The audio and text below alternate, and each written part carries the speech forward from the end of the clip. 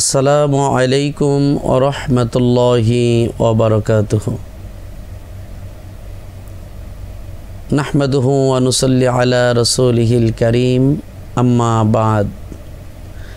কাছে দূরে, দেশে ও প্রবাসে যে যেখান থেকে আমাদের এই দারসুল হাদিস অনুষ্ঠানটি দেখছেন, সকলকে জানাচ্ছি আন্তরিক শুভেচ্ছা ও মোবারকবাদ। প্রিয় দর্শক শ্রোতা ভাই ও বোনেরা, আমরা প্রতিদিনের ন্যায় আজও একটি হাদিস থেকে আমরা আলোচনা করব। হযরত আবি যার রাদিয়াল্লাহু তাআলা আনহু হতে বর্ণিত, তিনি বলেন, নবীজি মুহাম্মাদুর রাসূলুল্লাহ সাল্লাল্লাহু আলাইহি ওয়াসাল্লাম ইরশাদ করেছেন, সর্বশ্রেষ্ঠ আমল হচ্ছে আল্লাহকে পাওয়ার উদ্দেশ্যে কাউকে বা কোনো কিছুকে ভালোবাসা, আবার আল্লাহকে পাওয়ার উদ্দেশ্যেই কাউকে বা কোনো কিছুকে ঘৃণা করা, কোনো কাজ থেকে বিরত থাকা। সম্মানিত দর্শক শ্রোতা ভাই ও বোনেরা, আজকে আমি এই হাদিসটি কেন আলোচনা করতেছি, এই কেন প্রশ্নের উত্তরটা হচ্ছে এই, যেহেতু আমাদের মাঝখান থেকে মাহে রমজান, পবিত্র রমাদানুল মুবারক এই মাসটি বিদায় নিয়েছে। আমরা এই মাস থেকে কি শিক্ষা পেলাম এবং এই মাসের পরবর্তীতে আমরা যে সারাটি বৎসর আমরা আমাদের নিজেদেরকে পরিচালনা করব, কেমনে পরিচালনা করব, আমাদের কি করণীয় এবং কি বর্জনীয়, এই সম্পর্কে আলোচনা। তো নবীজি সাল্লাল্লাহু আলাইহি সাল্লাম বলেছেন কি, আফদলুল আমালিল হুব্বা ফিল্লাহ ওয়াল বুগদা ফিল্লাহ, সর্বশ্রেষ্ঠ আমল হচ্ছে আল্লাহকে পাওয়ার উদ্দেশ্যে কাউকে বা কোনো কিছুকে ভালোবাসা, আবার আল্লাহকে পাওয়ার উদ্দেশ্যেই কাউকে বা কোনো কিছুকে ঘৃণা করা। আমরা একটি মাস, রমজান মাস আমাদের মাঝখান থেকে বিদায় নিল। এখন আমরা এই রমজান থেকে যে শিক্ষা পাই, যেমন প্রথমত শিক্ষা হচ্ছে আমরা রোজা রাখার মাধ্যমে সুবহে সাদিক হতে সূর্যাস্ত পর্যন্ত যাবতীয় পানাহার থেকে বিরত থেকেছি। এই বিরত থাকার মাধ্যমে ক্ষুধার কি কষ্ট, ক্ষুধার কি জ্বালা, এটা কিন্তু আমরা অনুভব করতে পেরেছি। আমরা এটা অনুভব করতে পেরেছি যে যারা গরিব, দুস্থ, অসহায়, তারা ক্ষুধার কষ্টে কতই না কষ্ট অনুভব করে, ক্ষুধার জ্বালায় তারা কতই না কষ্টের দিনাতিপাত করে। এমত অবস্থায় আমাদের উচিত, আমাদের পার্শ্ববর্তী কেউ, আমাদের জানামতে কেউ যদি না খেয়ে থাকে, অভাব অনটনের মধ্যে থাকে, আমরা সামর্থ্যবানরা যারা আছি, আমরা যেন তাদের পাশে দাঁড়াই।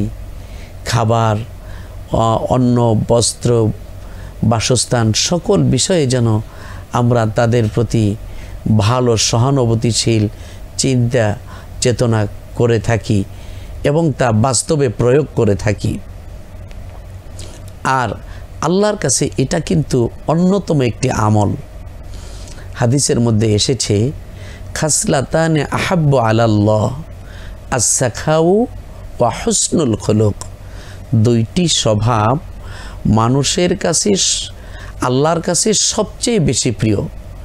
মানুষের দুইটি স্বভাব আল্লাহর কাছে সবচেয়ে বেশি প্রিয়। এক নম্বরে আস-সাখাউ, বেশি বেশি করে দান করা। দুই নম্বর হচ্ছে ওয়া হুসনুল খুলুক, আর সৃষ্ট জীবের প্রতি বেশি বেশি করে দয়া, সহানুভূতিশীল হওয়া, সহমর্মিতা হওয়া। অপর এক হাদিসের মধ্যে আল্লাহর নবী মুহাম্মদুর রাসূলুল্লাহ সাল্লাল্লাহু আলাইহি ওয়াসাল্লাম ইরশাদ করেছেন, আস-সাখিয়ু হাবিবুল্লাহ ওয়ালাউ কানা ফাসিকান, দানশীল ব্যক্তি হচ্ছে আল্লাহ তাআলার প্রিয় বন্ধু, ওয়ালাউ কানা ফাসিকান, যদিও সে দানশীল ব্যক্তি গুনাহগার হয়ে থাকেন, যদিও সে দানশীল ব্যক্তি পাপাচার হয়ে থাকেন।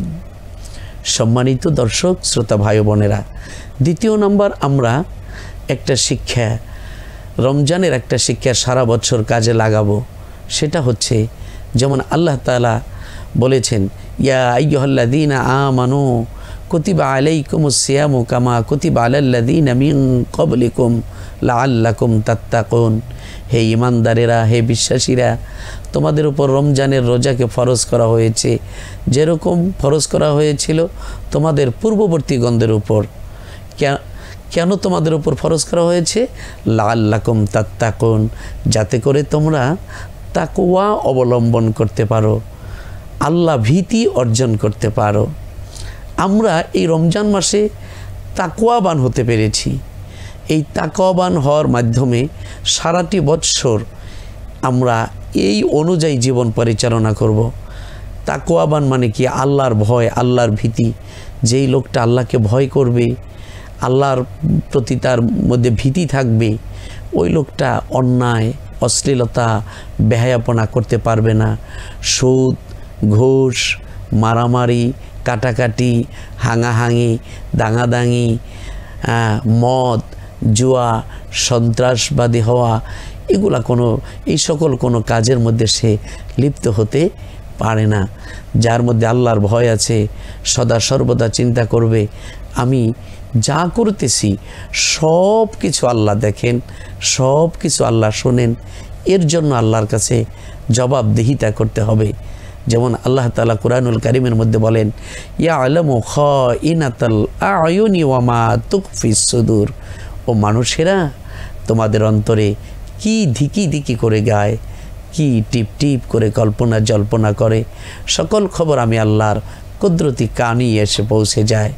ইয়ালামু মা ফিল বাররি ওয়াল বাহরি, স্থলভাগের মধ্যে কি হয় ওই খবরটাও আমি আল্লাহর কাছে এসে পৌঁছে যায়। আবার জলভাগের মধ্যে কি হয় ওই খবরটাও আমি আল্লাহর কাছে এসে পৌঁছে যায়। তাহলে আমরা দ্বিতীয় নম্বর শিক্ষা যে অনুযায়ী আমরা সারা বছর কাজ করব সেটা হচ্ছে তাকওয়া। এবার আরেকটা শিক্ষা, সেটা হচ্ছে রমজান মাস আমাদের মাঝখান থেকে বিদায় নিয়েছে, সেটা হলো কোরআন নাজিলের মাস।